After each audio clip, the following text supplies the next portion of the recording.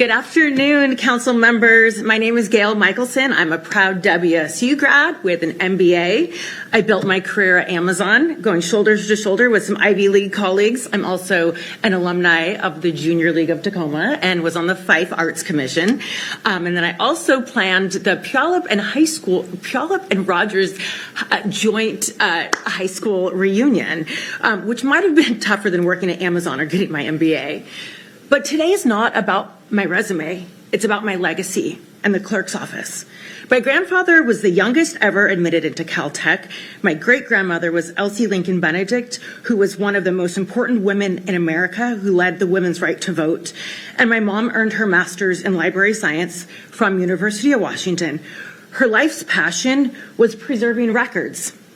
Ironically, the record that mattered disappeared from the clerk's office. In 2011, when my mom was dying of stage 4 cancer, she did the responsible thing. She sat for hours with Fife attorney Ken Luce to write her will. She wanted her heirlooms and her history to pass properly. But when she passed, the will was never produced. I went back to that attorney, and that very same man that she worked with, and he told me, "Oh, we don't have a will." That was a lie. She did everything right. So I turned to the county for help. I filed an order of intestacy, the process that says if there's no will, then the estate is divided by statute. And the decree was signed in open court in 2016, but instead of it being filed, this was faxed over by the clerk's office to Ken Luce, and he told the clerk's office not to file it. And they listened, and they followed the good old boys, not the law. The failure has drained resources of the county, millions of property remain frozen, and a $1.9 million sale is stalled. And Ken Luce has billed my dad and the estate roughly $500,000. We've been to court for 13 years. That's $500,000 and nearly a decade of county resources. I just want to be a mom and work and raise my daughter in peace. And that's why it matters here. You're confirming the person who will run the clerk's office, Mr. Sandoval. You're inheriting this mess. Under prior leadership with Ken Stock, I've been stonewalled. Constant White was pushed out, and I'm not going anywhere. So it's good to put a name to a face. I'm Gail Michelson. Nice to meet you. You too, Mr. Mello. You'll be seeing me until this is fixed. I'm a mom now too. My daughter Riley is 5. When my mom wrote her will, she wanted Riley, her future grandchildren, to inherit heirlooms, not this legal nightmare. If this drags on another decade, Riley won't inherit a legacy. Ma'am, can you wrap up your comments? Yep, she'll inherit chaos. It's time to move forward together for the county. Thank you. Thank you.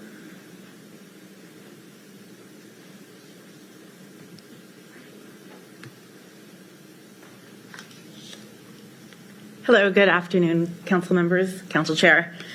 My name is Heather Benedict, and usually I'm on Zoom, but I flew in because this was very important for me. I'm Gail's sister, we share the same mom, and I too have been dealing with this issue of the clerk's office. So welcome, and welcome to the Lion's Den. I've been chasing what should have been the easiest thing in the world, file in order. Getting it signed and filing it within a day. May 16th, 2016, Karina Kirkendall signed the order in open court. That was 9 years, 4 months, and 7 days ago. 3,417 days to file one piece of paper, and that's not a record to be proud of. I've actually nominated Pierce County Clerk's Office to the Guinness Book of World Records because it's their 70th year anniversary and they're actually looking for new nominations. The longest time it has taken to file a signed court order. You know, usually Guinness celebrates with people climbing Mount Everest or juggling chainsaws. Me? I'm here because apparently Pierce County Clerk's Office is competing for the slowest filing in history. Now I know it sounds funny, but it has cost taxpayers real money. Instead of simply fixing a clerical error, which the clerk has the authority to do, the county has had to hire a visiting judge, paid $1 million to Constance White just days before she was going to be deposed. Imagine explaining that at a dinner party. Why are my property taxes going up? Oh, because Ryan Mellow's clerk's office lost track of a court order from 2016. The bigger issue is accountability. Currently, the clerks don't initial any of their filings. Stamps are still the old rubber wheels. You can roll backwards, and I've seen them backdate things quite often. The office reports to the executive, the same person who oversees the Pierce County Attorney's Office. It's like putting a fox in charge of the hen house and then wondering why the eggs disappear. So here's my ask. Now, we need reform, and I'm going to be working with the County Charter Commission 2026 to change the charter, because Washington state law says the clerk needs to be elected. You have a county seat, and you are to report to the citizens. Pierce County is the only county in all of Washington, all 50-something counties, that appoints the clerk. And that's the problem. It's buried under political pressure. If this office had been accountable to my mom's decree, it would have been filed years ago, and I wouldn't be standing here today. There's no better way forward for this county than to put the record where it belongs. So, Mr. Sandoval, I congratulate you in your new role, but I also ask that you do what's right on day one, fix the mess, file my mom's order. Nobody disputes it happens. So thank you so much for your time, and I look forward to working with you. I know I've sent you a letter, and I'm still waiting for a response. So I hope we can be interactive in getting this resolved. Thank you. Thank you for your comments. Good evening, Council Chair, Council members. Earlier today, my name is Heather Benedict, and earlier today I used humor to make a point. Tonight I need to be more direct, because now Mr. Sandoval is confirmed the responsibility of restoring a missing order rests with him. On May 16th, 2016, my mother's probate decree of intestacy was signed in open court by Commissioner Karina Kirkendall and filed and signed by Clerk Stephanie Melap. Nobody disputes that. There's a transcript, there's a signed copy, there was neutral witnesses in the courtroom. If anybody doubts it, I will just direct you to those witnesses. The order is real, and it becomes a final decree upon 4 months of entry. No other administration of this county or court is asked of.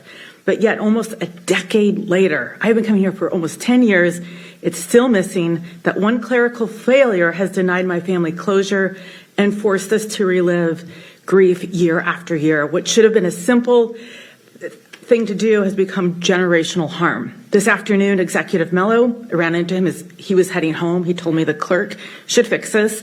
And I ran into Mr. Sandoval, and he didn't have time to meet with me. He was heading home around 4:30. I assume he's logged on now, and he was racing home to watch it from his home in Puyallup. The same day he was confirmed. I guess he stops working when the clerk's office closes. Meanwhile, I'm still here, and I will be here until the order is finally filed.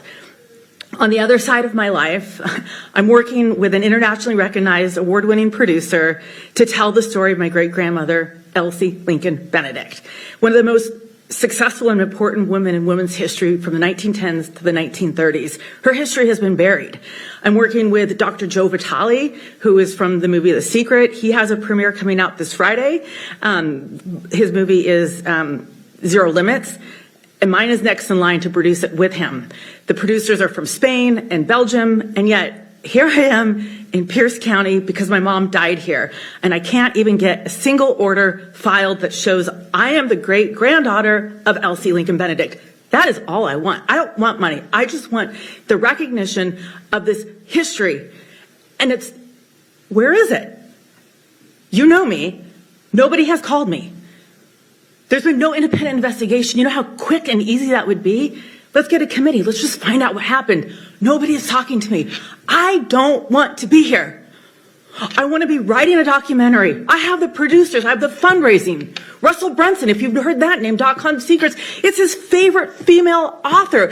I was in Caesar's Forum in February accepting an award for her on stage. I was the only person out of hundreds of award recipients who got to speak. People love her. Elsie Lincoln Benedict. She was the original Wonder Woman.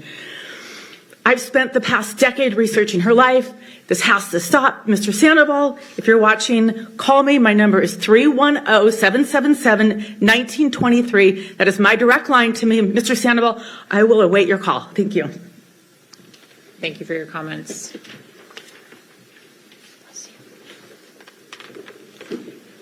Good evening, council members. My name is Gail Michelson. I've been standing with this issue for nearly 10 years, and I want to share my perspective as a daughter, a mother, and part of a family that spans 5 generations.